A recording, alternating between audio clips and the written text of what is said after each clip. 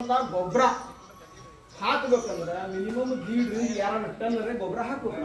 ಯಾಕಂದ್ರೆ ಉಳಿಕಿದ್ದೆಲ್ಲ ಅದ್ರ ಇರ್ತಲ್ಲ, ಫೈಬರ್ ಕಂಟೆಂಟ್ ಇರ್ತಲ್ಲ, ಅದೆಲ್ಲ ಡಿಕಂಪೋಸ್ ಆಗಿ ಎಲ್ಲ ಆಗಿ ಆಗ್ಬೇಕಂದ್ರೆ ಆಗ್ತದೆ. 2 ರಿಂದ 3 ಟನ್ ಒಂದು ಎಕರೆಗೆ ನಾವು ಗೊಬ್ಬರ ಹಾಕಿವಿ ಅನ್ನೋರು ಪ್ರತಿ ವರ್ಷ ನಾವು ಇಟ್ಟು ಹಾಕಿ ಅಗ್ರಿಕಲ್ಚರ್ ಮಾಡ್ತೀವಿ, ಕೃಷಿ ಮಾಡ್ತೀವಿ ಅನ್ನಂತ ರೈತರು ಯಾರೇ ಒಬ್ರು ಇದ್ರಂದ್ರೆ ಅವ್ರಿಗೆ ದೀಡ್ ನಮಸ್ಕಾರ. ಯಾರೊಬ್ರು ಕೈ ಎತ್ತೋದಿದ್ರೆ ನಾವು ಪ್ರತಿ ವರ್ಷ ಹಾಕ್ಬೇಕು ಸರ್ 2 ರಿಂದ 3 ಟನ್ ಗೊಬ್ಬರ. 3 ವರ್ಷಕ್ಕೆ ಮುಗಿತೇರಿ 10 ಗಾಡಿ 15 ಗಾಡಿ ಗೊಬ್ಬರ ರೀ.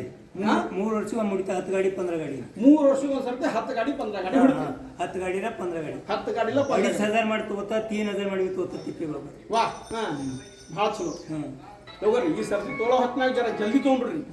ಅವ್ರಲ್ಲಿ ಹಂಗೆ ಬಿಡಬೇಡ. ಯಾಕೆ ಗೊತ್ತೇನು, ಅದನ್ನು ಮುಂದೆ ಹೇಳ್ತೀನಿ. ಅವ್ರು ಏನು ಮಾಡಿರ್ತಾರ ಅನ್ನ ಅಂದ್ರೆ ನಾವು ಇವತ್ತು ಅಡುಗೆ ಮಾಡಿದೇವೆ ಅಂತ ತಿಳ್ಕೊರಿ.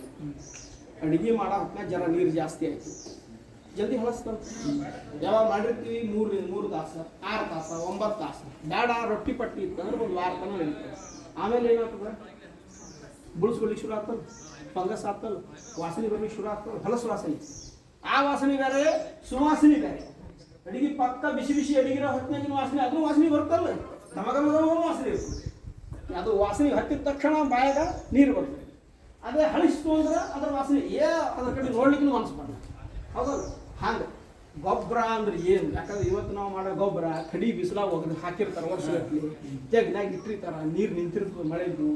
ಅದಕ್ಕೊಂದು ಸ್ವಲ್ಪ ಅದನ್ನ ಏನು ಖರೀದಿ ಮಾಡೋದು ಭಕ್ತಿ ಮಸ್ತ್ ತಾಕತ್ ಬರೀತದೆ. ಆ ಗೊಬ್ಬರ ಹೆಂಗೆ ಮಾಡ್ಬೇಕನ್ನೋದು ಮಧ್ಯಾಹ್ನ ಒಂದ್ಸರ್ತಿ ನಾನು ಹೇಳ್ತೀನಿ, ಅಥವಾ ನೀವು ಆಮೇಲೆ ಒಂದ್ಸರ್ತಿ ಯಾವಾಗಲೂ ಸಂಪರ್ಕ ಮಾಡಿ. ನೀವು ಮಾಡಿ ನಾವು ರಮೇಶ್ ಅವರ ಇವರ ಕೈ ಎತ್ತಿದ್ರು, ಭಾಳ ಸಂತೋಷ. ನೀವು ಗೊಬ್ಬರ ಹಾಕೋದು 3-4 ಮಂದಿ ರೈತರ ಆಗಿರ್ತೀವಿ, ಉಳಿದವ್ರು ನಾವು ಇದ್ರದ್ದು ವ್ಯವಸ್ಥೆ ಮಾಡಲಾದ್ರೆ ಕೃಷಿ ಮಾಡಿದ್ದೇವೆ ಅಂತ. ಇನ್ನೊಂದು ಸ್ವಲ್ಪ ದಿನ ಹಂಗೆ ನಡೆದೊಂದು ಗಾಡಿ ಹಿಡಿತದೆ. ಭೂಮಿ ತಾಯಿ ಕ್ಷಮೆಯ ಧರಿಸಿದೆ ಅಂತ ಹೇಳ್ತಾರ, ಅವಳಿಗೆ ಕ್ಷಮೆ ಮಾಡ್ತಾರ. ಆದ್ರೆ ಈ ಹಸಿವಿನ ತಡ್ಕೊಂಡು ತಾಕತ್ ಹಾಕಿ ಬರೀ ಉಳಿದಿಲ್ಲ. ಸೈನ್ಸ್ನಾಗ ಹಸಿವಿಗೆ ಏನಂತ ಗೊತ್ತೇಳಿ, ಸಾಯಿಲ್ ಕಾರ್ಬನ್ ಅಂತ SOC ಅಂತ. ಬೇರೆ ಏನೇನೋ ಇಂಗ್ಲೀಷ್ನಾಗ ಹೆಸರು ಅವೆಲ್ಲ ನಿಮ್ಗೆ ಹೇಳಿ